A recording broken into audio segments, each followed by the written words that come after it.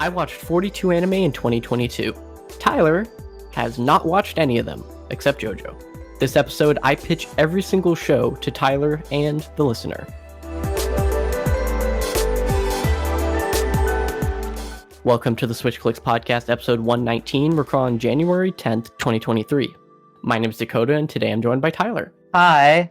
So, yes, I knew at the end of 2022 I wanted to do some kind of anime roundup. I finished 42 anime, which concludes down to about 30 series, because I watched multiple seasons of a certain series. Yeah, that makes sense. Hey, if you've watched more anime than Dakota, just tell us. Brag about it, even. If enough people comment, Dakota might break down in tears. That's true. That's a possibility. So because there are so many to get through, we're just going to get started right away. And if you're not into anime, but you are into regular TV shows, we did an episode where Tyler pitches shows to me. You can go check that out. That was about 3 episodes ago. Not to be biased, but I like that one quite a bit.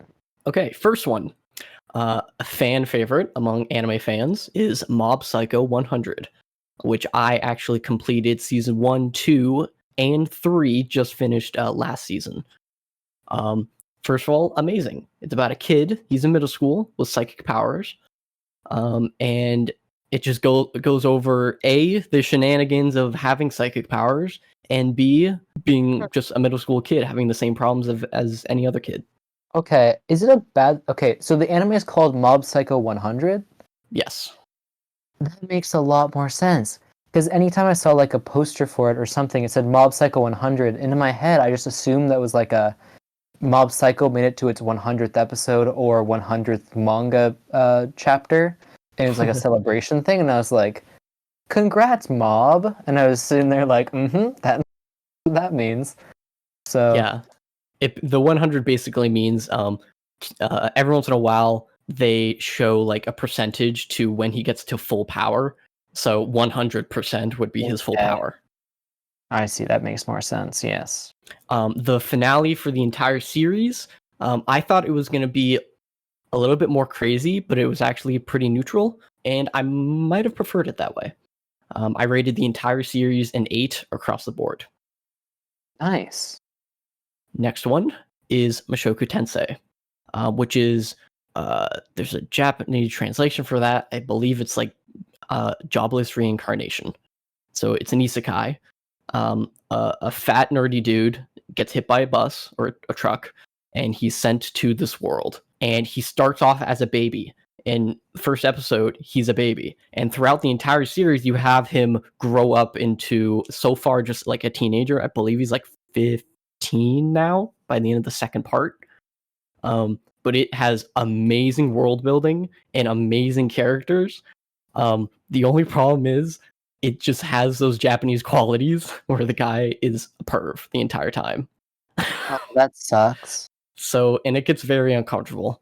Unsurprising. Starting off with fat nerdy dude, that's like the like anime stereotype. So I guess that makes sense, but it's a little disappointing. That's a cool concept. Yeah, luckily throughout the show, he like learns from his mistakes of his previous life. And he's like, oh, I don't want to make that mistake that I did in my previous life, so I will do it this way. And it becomes a good thing, and he has good relationship with characters. So okay. Is it framed in a way where like he's being pervy, but it's not like is it just him being pervy, or is the camera also being pervy? The camera's also being pervy. Usually they go in a POV of his eyesight.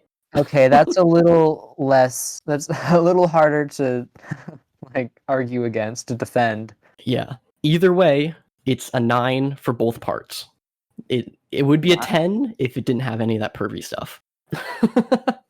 Disappointing, but understandable. The next one is probably the most wholesome show of the year. A Place Farther Than the Universe. This did not come out this year. This came out, I believe, in like early 2010s. It's about, I believe, 4 Japanese high school girls, and one girl really wants to go to Antarctica, and then these other 3 just decide to go on that trip with them, and then they go to Antarctica for the last half of the show. Upon looking it up, I actually recognize this one. Wow. And that sounds pretty good. I probably not for me, but It's probably not for you. I can definitely see the appeal of it.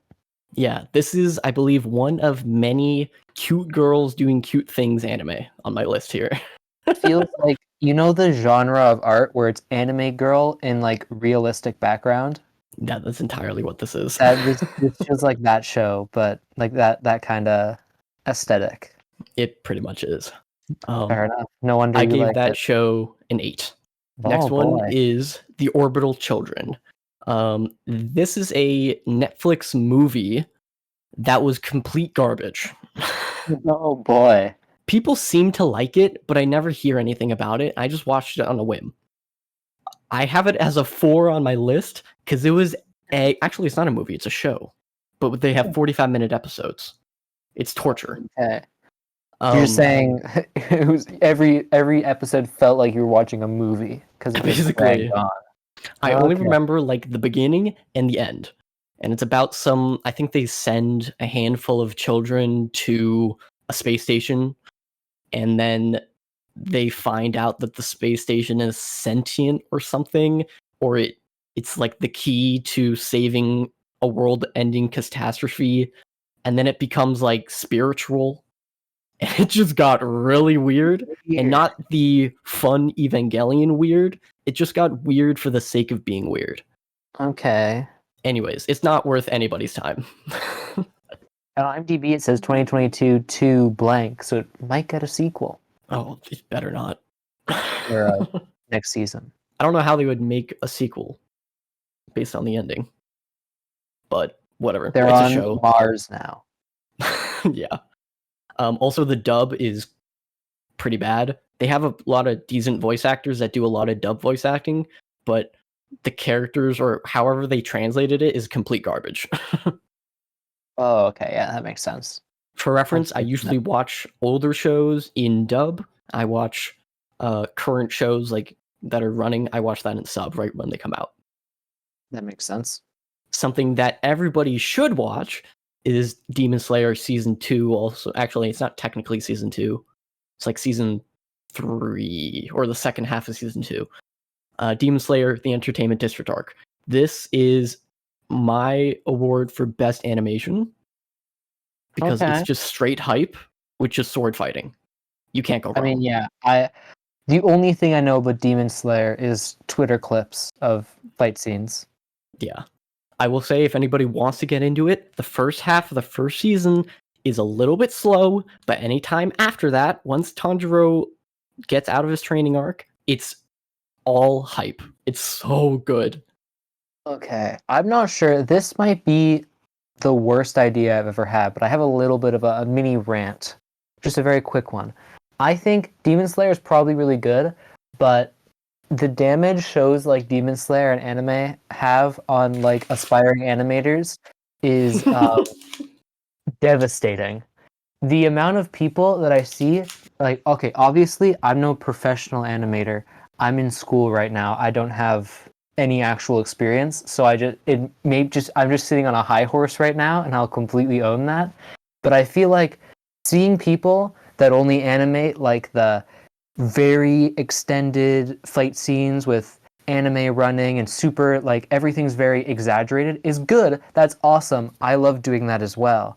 But when that is the only thing someone makes, it kind of shows it like you've locked yourself into this one niche that if you don't live in Japan, you're not realistically going to do that often. True. Which is fine if you're doing if you're personal stuff, that's perfectly fine. But I always just find it funny looking at animation reels or something and seeing someone who only has anime character running against big giant monster, or even just like a sword fight between two people that's super flashy and exaggerated. We're like to the point where you can't really tell what's going on, and that's not like. And then you have that with like no subtle animation. It's probably kneecapping yourself, but I don't think that's anything to do with the show. I think that's just people want to animate the hype scenes, which I totally get. Yeah, that's basically what this season of Demon Slayer is. It's just insane flashes every millisecond and not even knowing what's going on. But you can still follow what's going on. Yeah, and hey, there's a reason that the new Puss in Boots movie is only being the only thing on Twitter for the new Puss in Boots movie is the cool fight scenes. It's the thing that sells tickets. Anyways, at the end of this year, I'll be able to talk about Demon Slayer again because they have a new arc. I think it's like the Sword Maker arc or something. So, and they can move that fast then. Oh yeah, I don't know how they do it. Next is my teen romantic comedy. This is a teen romantic comedy. I don't remember much. It's a fan favorite among fans, but I thought it was all right. I didn't finish the third season. I got maybe halfway through the second season. Okay. It's Looking okay. at pictures, it looks kind of like the anime, the subsection of anime art style that I don't particularly love, so I probably won't check it out. But also with a show with the name My Teen Romantic Comedy sounds like either like the best thing I'll ever watch or the worst thing I'll ever watch. It does have very satirical comedy because the main character is kind of like a shutout. No, yeah, he's a shutout. It's like he doesn't conform to any of the normal. I can't figure out the word. Like whatever. He doesn't conform to like the normal stereotypes of. Yeah. He's actually probably the best part of the show, but I'm assuming the ending is probably really good because people only talk about that. Everything in between is meh. Something that is also meh, JoJo Part 1. Actually, Season 1. So Season 1, that means you watched Part 1 and Part 2? Yes, the entire first season. Okay. So I imagine you probably like Part 2 more, because everyone does. Yeah, of course. Okay. I do see your grading of it, and I'm wondering, is that saying they're both around that? Like they're both to spoil a 7 out of 10? Or is it like one's like a 4 and then the other part lifts it up with it? Yeah, I think as this whole season together, like the first part's like a 5, because that was agonizing, and then the second part is like a 7 or an 8. Okay.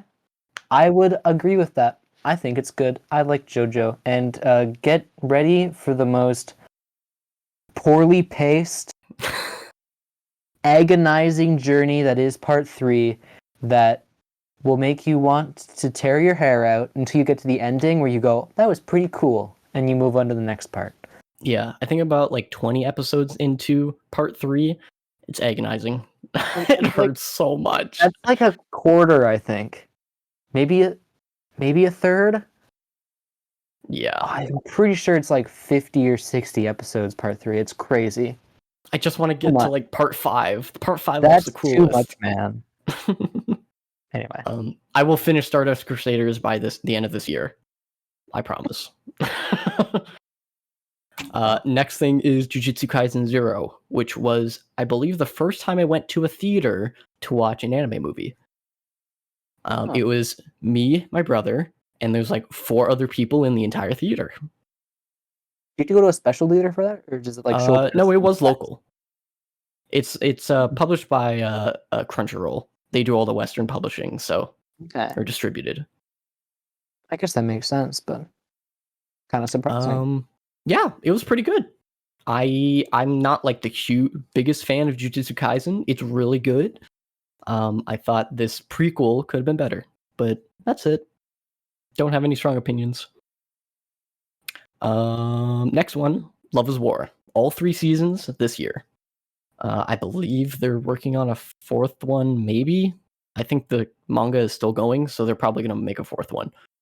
This is also a fan favorite. The 3rd season got up to number 1 on my anime list for a while, and then it was bombed by reviewers, but that's okay.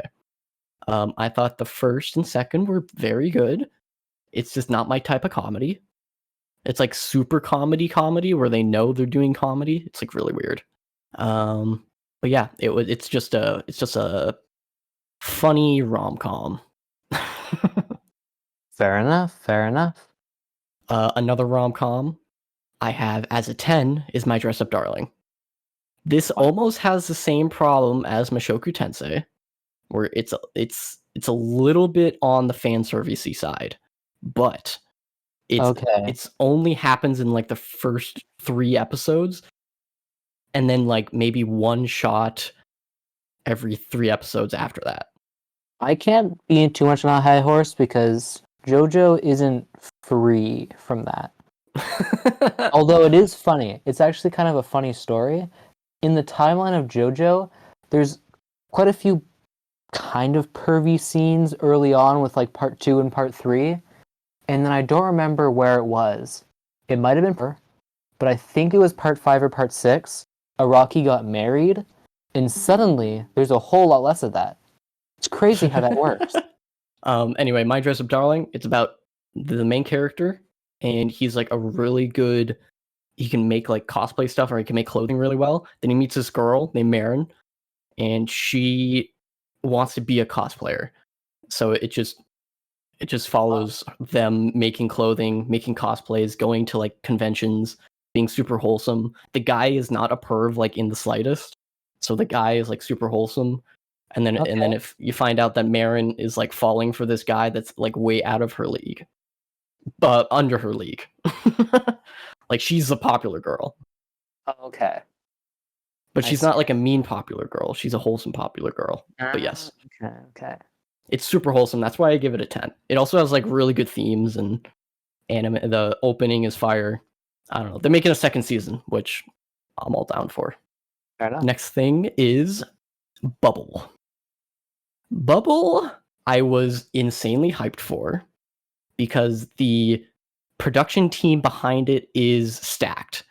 First of all, animated by Wit Studio. They made Attack on Titan. Okay. So they're really good with that stuff. They're just really good animation people in an animation studio, and there's only like, I think there's only like 300 employees, which is like nothing. It was music by Eve, which is one of my favorite Japanese artists. He makes really nice stuff. So, and he was like the main music guy behind it. And I believe character design was Death Note creator, or whoever made the Death Note character designs. And then the action director was behind all of the really popular action scenes from Attack on Titan. So that's a stacked team. That is a stacked team. For an anime about parkour, which is basically just Attack on Titan without the wires. Mind you, whoever wrote this doesn't have much creativity.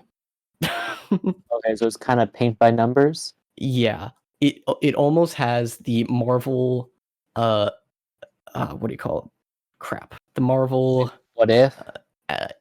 Marvel. It's a Marvel formula? Act 3 formula syndrome. Okay. Where like it's a really good setup, and then they turn it into a Little Mermaid, and then they turn it into the world's about to end. Come on.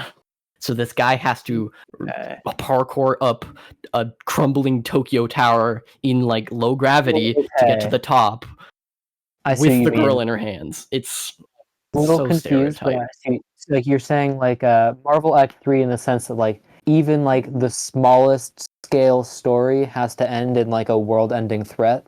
Basically, yeah. Okay, that is annoying. Like I could totally see this movie as a show, and it just focuses on the parkour. Like the parkour, they make it a sport.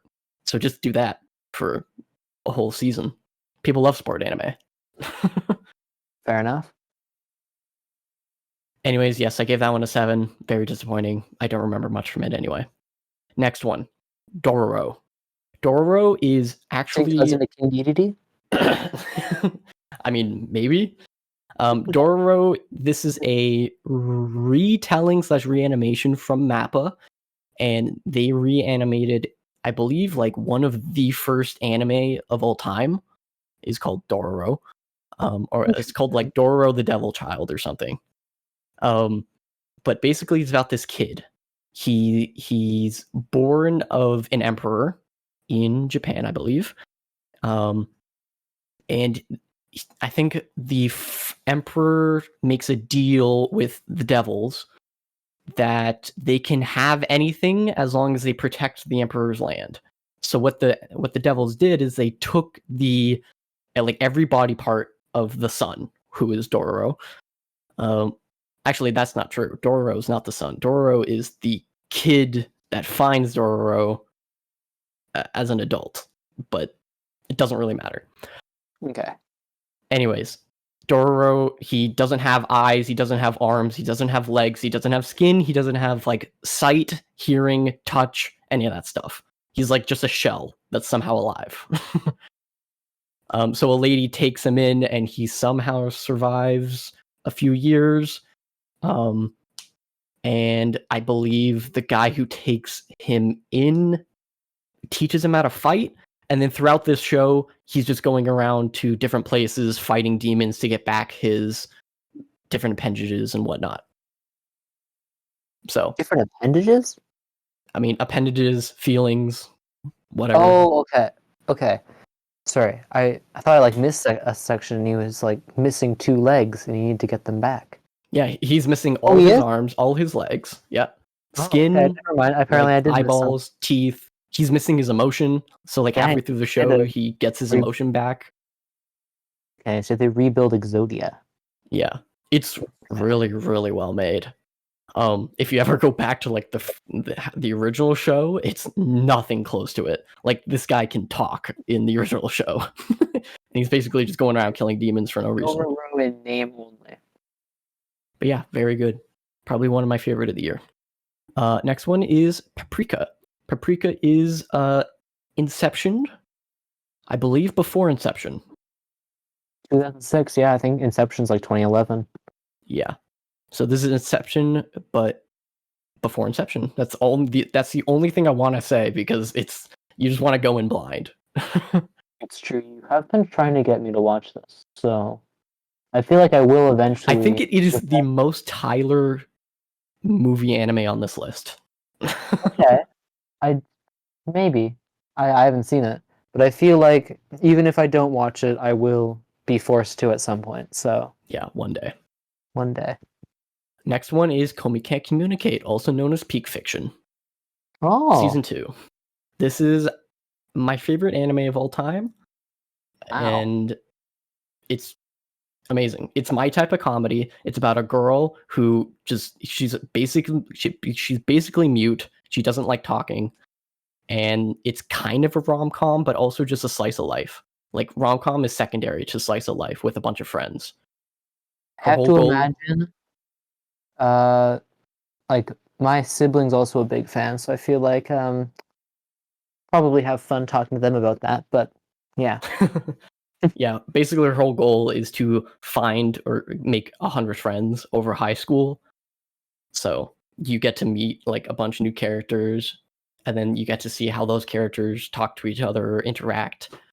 I don't know, it's just super wholesome. I don't think they're going to make a season 3, so I'm kind of just waiting for the manga to finish up, but the manga's pretty long. Is it a Netflix anime? It is a Netflix anime. Yeah, so that's always a toss-up. Yeah, mind you, it's an anime animated by the guys who make Pokemon. It's that studio. So I think they just bought the rights to it. Technically, Netflix doesn't have any money in it. Okay. But still, I'm praying for season 3. Mm-hmm. Next one is Kokoro Connect. Let me tell you, I don't remember anything about this show. This was agonizing. I have it as a 6 because there's still some good points. But I think, if I can remember correctly, it's about a group of 4 high school kids. And they wake up one morning and I think 2 of them randomly switch bodies. Okay. And then throughout the entire show, they randomly switch bodies like with each other when they wake up, and then the next day they're in a different body. So they just have to live with that. And it's just about the shenanigans of trying to figure out why. Okay. I don't remember how it ends. That sounds interesting, but also like it might be a pervy anime. Actually, they don't make it pervy in any way, which is good. Oh, that's very surprising, actually. But yeah, I believe it's made by Kyoto Animations, so they usually don't go very pervy. It's actually pretty wholesome. Because I think the characters don't really know each other, and then you also get to learn about the characters and get the same reactions as the characters around them. So it's kind of interesting. I don't think it was my thing at all, though. Fair enough. Next one is Attack on Titan, the final season, part 2. I can't say anything about the show without spoiling it. 10 out of 10. Next. Alright. Yeah, boy, Gomang. I think that's the English name, but the show's hype. The opening is amazing, and it's about a Chinese, I believe, emperor or warlord or something, and he dies and he's reincarnated in the modern Japanese world, and then he finds this singer girl who wants to be like a popular artist, and he uses the strategies from his time as a warlord in China to be her manager to make her a pop star. Okay. It's crazy, but it works. I have to imagine it does. Yeah. I don't think they're going to make a second season, but it worked really well. The next one on the list is Sabuki Sub Bisco. This anime is crazy. So I have this as a 7. It's an I believe it's a, I don't think it's a manga, but it might be. It's hard to explain, honestly. There's this doctor guy named Panda, and he gets caught up in it's so hard to explain. He gets caught up in with this guy, and this guy, he's like he's a vigilante. He's red hair, and he can when he shoots a bow and arrow, wherever it lands, it creates a mushroom. And mushrooms are like this poison that the government has said is poison. And it basically takes place in a post-apocalyptic Japan. They ride on crabs. They ride on, I believe, hippos with guns on the back. It's got just kind of a crazy anime that doesn't really go anywhere. In a good way or a bad way? In a bad way. Fortunate. Because it's like pretty good animation. I really like the art style, but it doesn't really go anywhere. So that's why I give it a 7. Dang. Next is Kids on a Slope, which I believe is also animated by Mappa. I gave it an 8. It's a show about like a kind of a nerdy kid. He knows how to play an instrument. I don't remember which instrument. I believe it's piano. And then he finds out that the girl he likes also can play an instrument. So she invites him to her dad's record shop, which has like a recording studio in the basement. I think this happens all like in the 80s or something. Okay. And then there's this other guy that hangs out in that basement that's about the same age, but he's a dropout, but he's like really good with the drums. So they all make a band with the dad, and honestly I don't remember much about it. But it is a moving show. It's very emotional. It's not like super sad, but it's just like he comes to terms with growing up, and it's kind of depressing. Oh. Okay. It's very hard to explain, but yes, it's pretty good. All right. Next one is Spy X Family. Spy X Family, part 1 and 2. It's wholesome. Everybody loves it. It's really cool. First season is amazing. Super wholesome. And then second season, it's like equally as wholesome, equally as good quality, but the stuff that they have that is in the show is not great. They introduce this character named Nightfall, and I hate her. She sucks. She's agonizing to watch, and she's in like 4 episodes in a row out of 12. Okay. But yeah, I just want the plot to start pushing, because season 1, the plot was like smooth the entire way through. Part 2, they drove into the ground, parked their car, and like got out, waited exactly for like the entire 12 episodes, and it's gone nowhere. That sucks. Luckily, I think it's coming back with the season 3 or season 2 next year, and a movie. So Wow. One strong launch, and that took off apparently. yeah, it's also one of the animes that stayed at number 1 anime of my anime list for a while, but then again was bombed. So okay, we're actually on a really good pace. Next one is Cyberpunk Edgerunners. I did not play Cyberpunk before Cyberpunk Edgerunners, and then Most people once did. I finished it, I played Cyberpunk. Oh, did you like the game? I did like the game. It was very good. Was it a smooth experience? It was a smooth experience. I only found, I think, just a handful of game crashes, but no like game-breaking bugs. Okay, well that's not great, but still pretty good. Yeah. The show, very smooth, very solid. It is not a complete masterpiece, but it is solid. Also, people cry at the end. I did not cry because it is technically just using the same story beats as another show. I believe it's called Akame ga Kill. So, and I already knew the spoilers going into Akame ga Kill, so rip. I believe the next few are all in the same anime season, which I believe was probably summer 2022. So, Call of the Night, probably the most aesthetically pleasing anime this year. If you want, you should probably Google photos of this one. It's about I believe he's 14 or he's in middle school, and he doesn't like the daytime.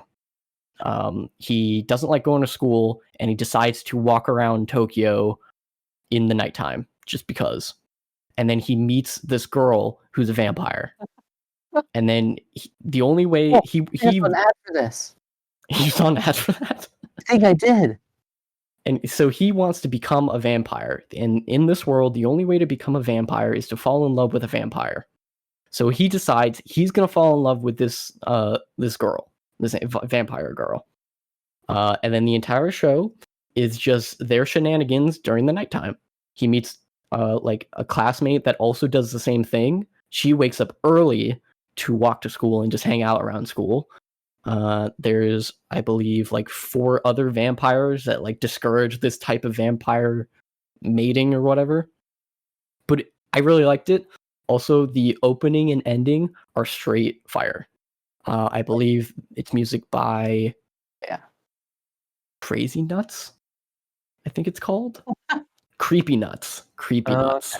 I was making a crazy frog joke there, but there's a bunch of jokes you can make about that name, but but yeah, it's probably the most aesthetically pleasing show. You could take any frame from that show and use it as a desktop wallpaper. So, when you say you have to fall in love with a vampire to become a vampire, is it like fall in love, get bitten, become vampire, or fall in love, wake up one morning, vampire? I don't know. I think you have to get bitten because in the show, the girl explained that like she only hangs around this guy because his blood tastes good because of his emotion. So I assume I have to imagine it's probably biting. Yeah, I've got to imagine. Who knows? Maybe it's like Morbius in Spider-Man the Animated Series, where they suck plasma through his hand holes. So that's the case. Yeah, I don't think they're gonna make a second season. I want one, but I don't think they're gonna make one. Unfortunate. I might read the manga, but maybe dubiously legally. Next game is Tomodachi Game, which translated is just friend game. Wait a minute. Nintendo made that game. It's literally Squid Game, but with friends. Okay, never mind. Nintendo did not make that game. Yeah, I wish Nintendo made this game. Basically, Squid Game. Pretty much. It's basically Squid Game plus where the main character is like super smart and he knows the strategies. Oh, okay. And yeah, I thought it was going to go somewhere. It didn't really go anywhere, but they also left it at a cliff ending. So people say the main character is also really well written. Next one on the list is Summer Ghost.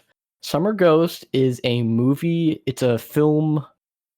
They showed it specifically at a German film festival. That's the word I'm looking for. And I was just waiting for it to get released to the public for probably 8 months, and it finally did. It's okay. I think it's literally about a group of 3 friends, and there's this rumor of the summer ghost, and they go to, I believe, an abandoned airport, and they light a firework or some sparklers, and then this girl shows up, this ghost girl. They talk to it, blah blah blah. Then they go on their merry way, and then you kind of see the characters grow up a little bit and do the same thing like every year, because they're not like super best friends, but they do the same thing every year just because. And then I think, if I can remember correctly, the main character kind of starts to fall in love with the ghost, and then the friend groups kind of starts arguing of why they're even visiting this ghost if she's dead. But then they're trying to figure out how she died, and that's why she keeps seeing them, is she's not technically in the afterlife. It's a little bit confusing. It's a little bit of a filmy movie where everything's quite hidden and you need to look into how the characters react and whatnot, but it was pretty good. Interesting. I'm not sure how long it is, but I think it's worth a decent amount of time. Licorice Recoil. Probably the most creative show in this year. It's about this very outgoing girl, and this show is really good animation. She is a part of this like assassination program, and it's like it's hard to explain again. And it's not a terrorist organization. It's a opposite of terrorist organization, or it's a government organization trying to stop terrorists. And I don't know, just stop terrorists. They have really good fight choreography in the show. I don't think they're gonna make a second season though. Not much to say about that one. It's hard to explain, so I'm just gonna leave it at that. All right. Next one I have on the list is Zen, Grogu, and the Dust Bunnies. I'm so disappointed. Oh no. So, well, first of all, this anime is like 2 minutes long. Well, yeah. I can't, so I did not rank it because it's 2 minutes long. The fact that Studio Ghibli had to tease it so much just to hype people up to think that they're going to do something with Star Wars is so annoying. Oh, I didn't even realize it was hyped up. That does kind of suck. Yeah, on the Studio Ghibli Twitter account, they did like a GIF with the reveal of the Lucasfilm logo, and people were freaking out that they're going to do something like a show or a movie, or do like a Visions episode, which is what everybody wants. Oh, yeah. And then they end up just putting out, like, I think 2 days later, they said, hey, guess what? Tomorrow, you're going to get a short with Grogu. We're like, okay. Then it finally releases, and everybody's just so disappointed. No dialogue. It's just Grogu playing with the Dust Bunnies from Spirited Away. Oh, that does kind of suck. I don't even mind there isn't any dialogue. Like, just the fact that it isn't even just a Star Wars world. It's just Grogu, but he hanging out. Yeah, it's cave paintings. There's no different backgrounds or anything. That also kind of... Does it look nice? I mean, it looks nice. It's just like... Studio Ghibli is known for like a billion different things other than that. Yeah, very...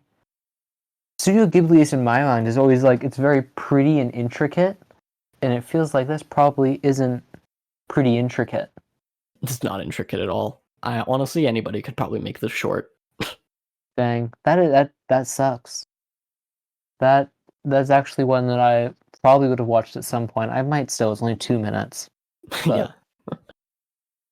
Oh well. Next one, we're almost done here actually, is Maiden Abyss, the Golden City of the Scorching Sun. This is season 2 for Maiden Abyss.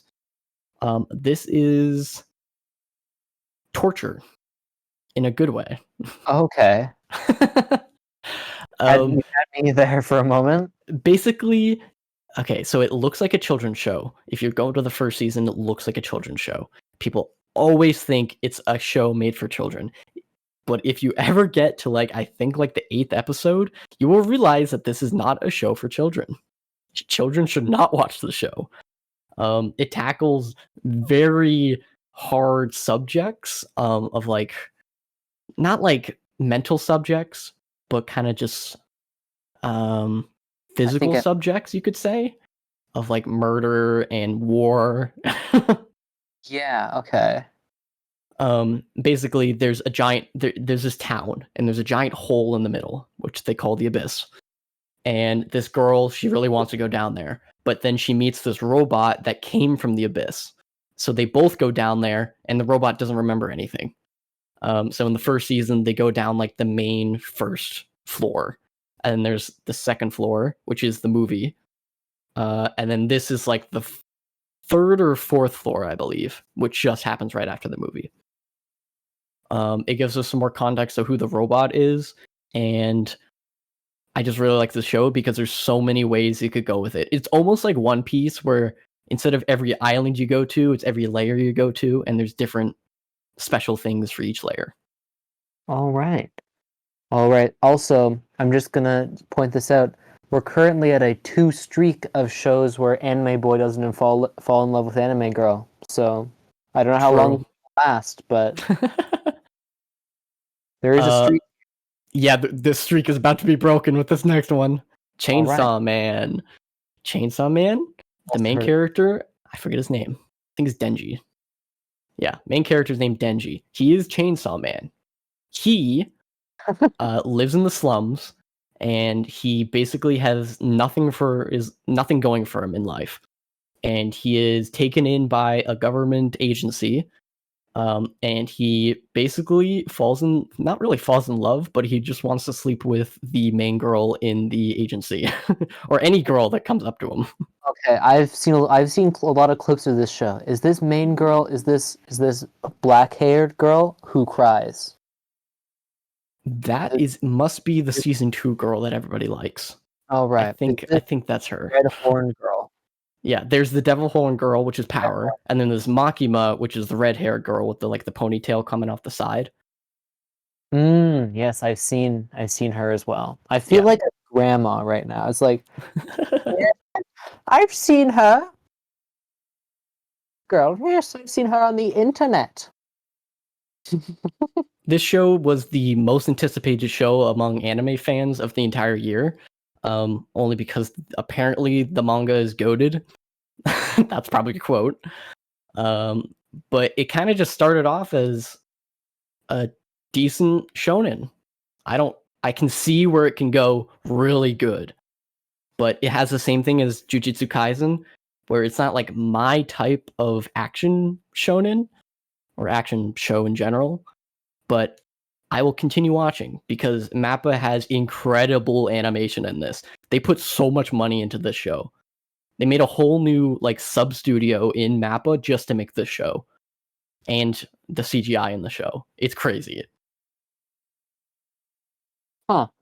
I have seen, as it goes, I've seen fight scenes and stuff on Twitter or snippets, and it is a very pretty looking show. It is probably one of the best looking animes that I've seen in at least a long time. Just in general, first glance look at it, the way that everything's rendered. Yeah, Mappa has a certain style that they don't really do that flat colored animation. They always use gradients in a way. The next 3 are technically still ongoing, but I'm going to count them as 2022 because they finished their first core.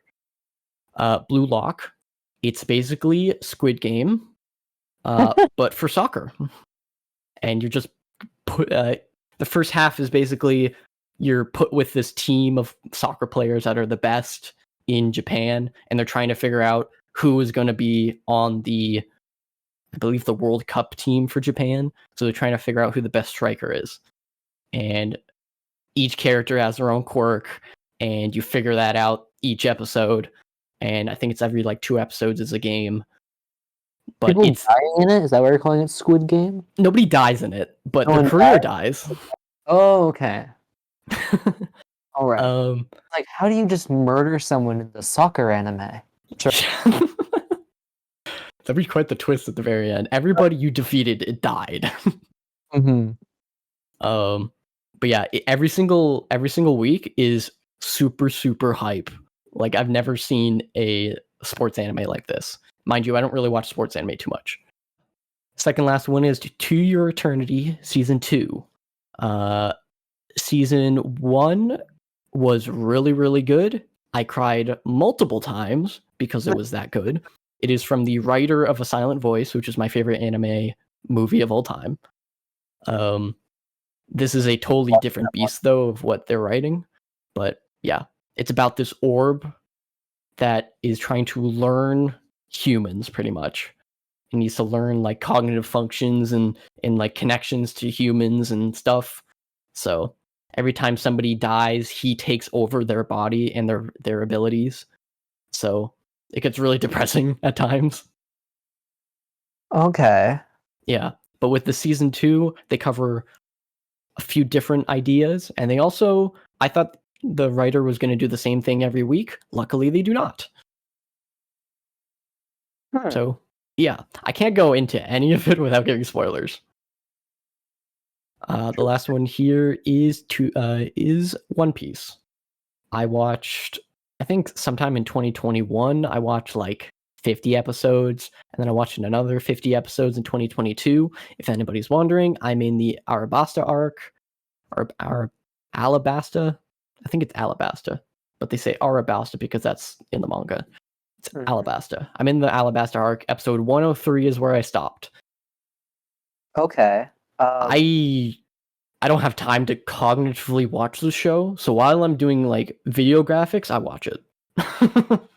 Fair enough. My brother's currently watching through it, and anytime I see him watching it, it's just odd when he's like doing dishes or something.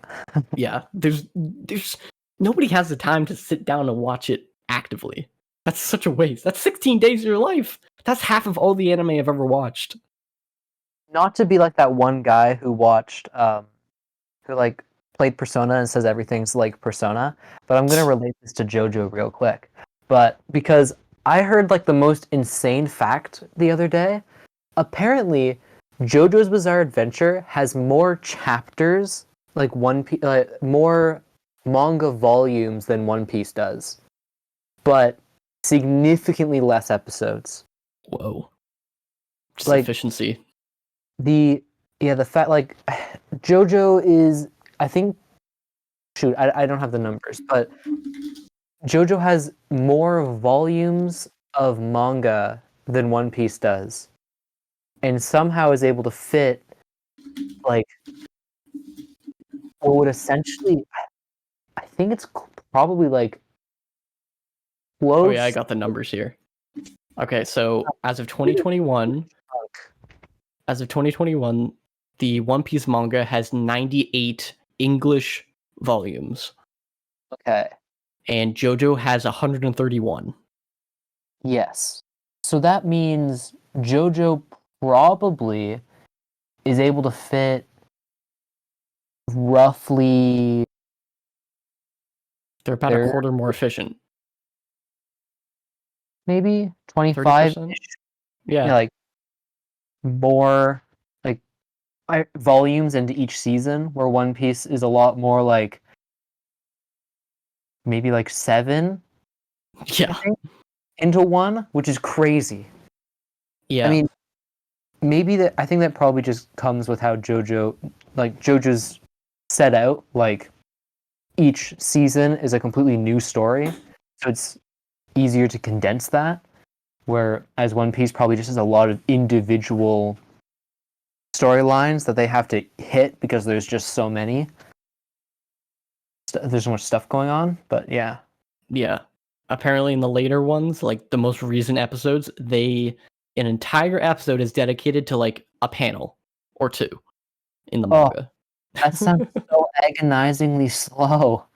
That's why I'm like maybe considering, because there's like a good drop off point that people have like collectively chosen of where the anime kind of falls off and starts doing that. So I might read the manga afterwards, but then that means I have to like actively read something. So I'm just gonna push through it. Mm-hmm. I will not die on this planet without watching all of One Piece. Because I'm still enjoying it. So it's just like not the best thing in the world. Once you drop watching the One Piece anime, there's going to be like a sniper sent after you. Yeah. Now on to the stuff that I dropped. All of it is not very important. First one is Aharan-san, and then a Japanese word that I can't pronounce. So I'm pretty sure it just translates to Aharan is a quiet girl, or is quiet. It's just a comedy anime about this short, quiet girl and this really big dude who's in. They're both in the same class. Like 40, like 35% of animes I see just brought up. Yeah, pretty much. It was really wholesome for the first 2 episodes, but then I knew exactly where it was going, so I just decided to stop watching. Rent-a-Girlfriend Season 2 is next. There's no explanation. I watched the first season out of morbid curiosity. And then I watched the first 2 episodes of this one, and I stopped because I knew it was going. And, fun fact, Rent-a-Girlfriend, the manga, has more chapters than Attack on Titan in like half the time. Oh, it's like a JoJo One Piece situation again. Yeah. Wait, let me check. Rent-a-Girlfriend volumes. 25 volumes.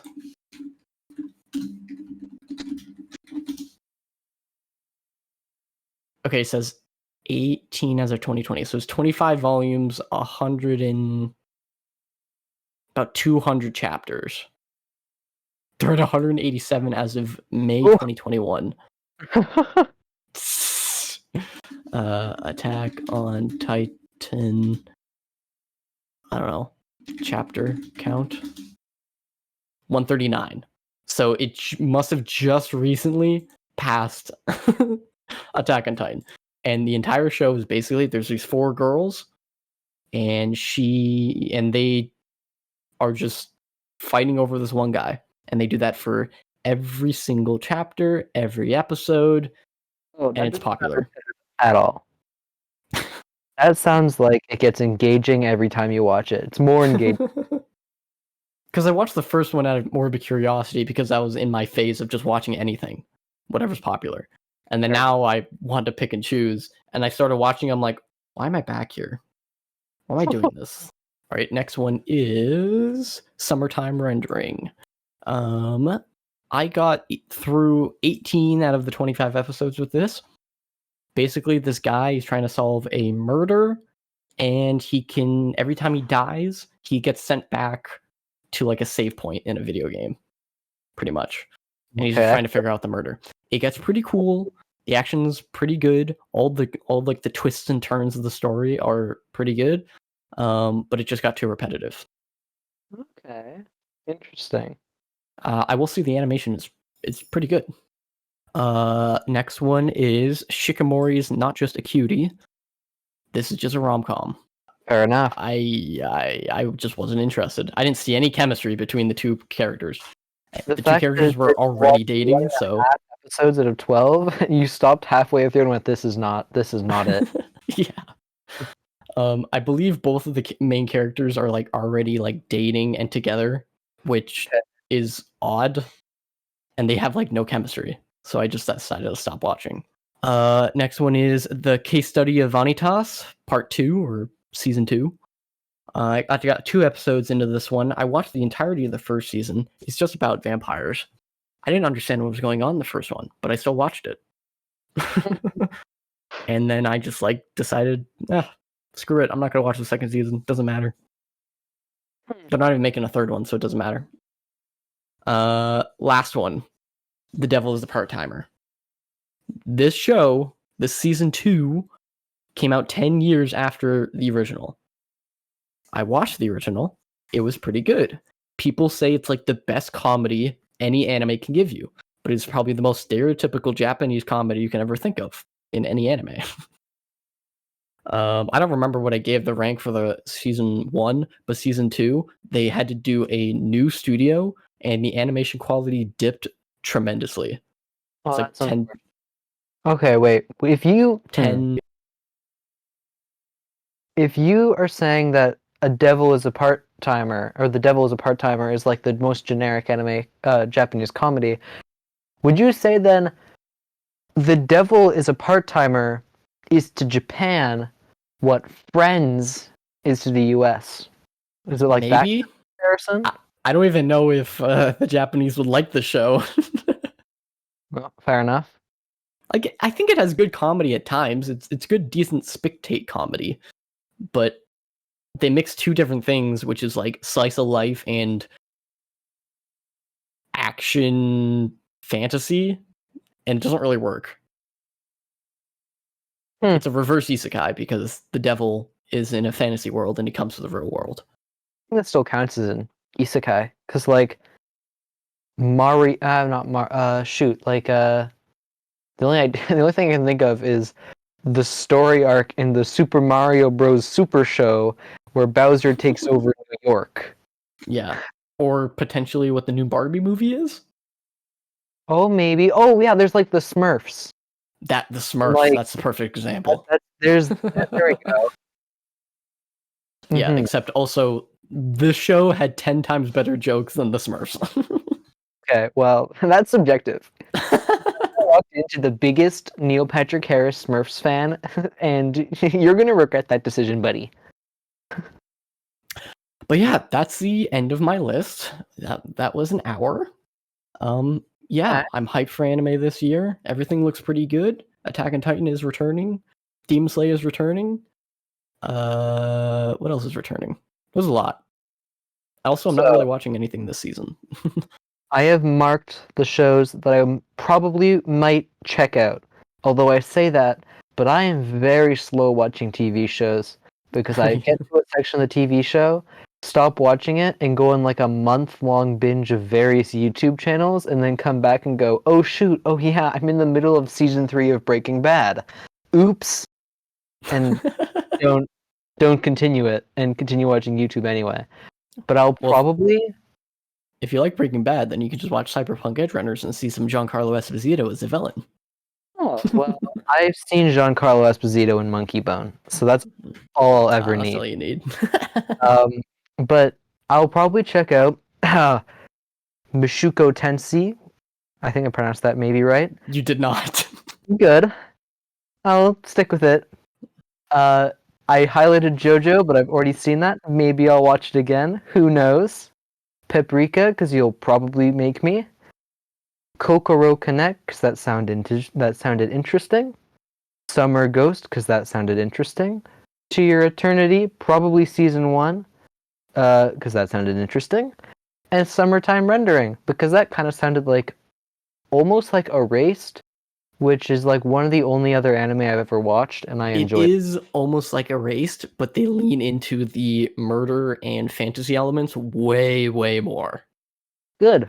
So, because that was my favorite part. Those were my favorite parts of Erased. Exactly. Erased like almost got too real, but it was still good. Yeah, I don't know if haven't watched enough, but I kind of think I don't like your typical I kind of not think of the word, like the action anime genre. What's Shonen? Yes, shonen. I don't think I like shonen that much. I like JoJo, but like I watched One Punch Man, thought that was fine. I've tried to get into more classic stuff like Dragon Ball or something. Could not ever get into that. Yeah, don't even try nowadays. I don't know. I don't think it's for me, so that's probably why I didn't pick any of that. But yeah, I think I might check that out after I get through my big long list of other stuff I want to watch. If you ever want just an experience, you can watch the movies of Maiden Abyss. They have 3. The first 2 are just adaptations of the show, which is 24 episodes long, that they stick into 2, I believe, around 2-hour movies. And then the third movie is just the third movie in between the first and second season. You could probably get all that done within an afternoon. I might. It depends. Maybe YouTube's looking really enticing that day. Exactly. Maybe there's an 8-hour video essay on a topic I've never heard about. There's always the chance. Thank you for joining me in discussing the 42 anime that I watched in 2022. And thank you, Tyler, for just sitting through it. You're welcome. We'd love it if you could follow us on Twitter and listen to future episodes on Spotify and iTunes. Join our community Discord server to continue today's discussion. And we'll see you next time on the Switch Clicks podcast.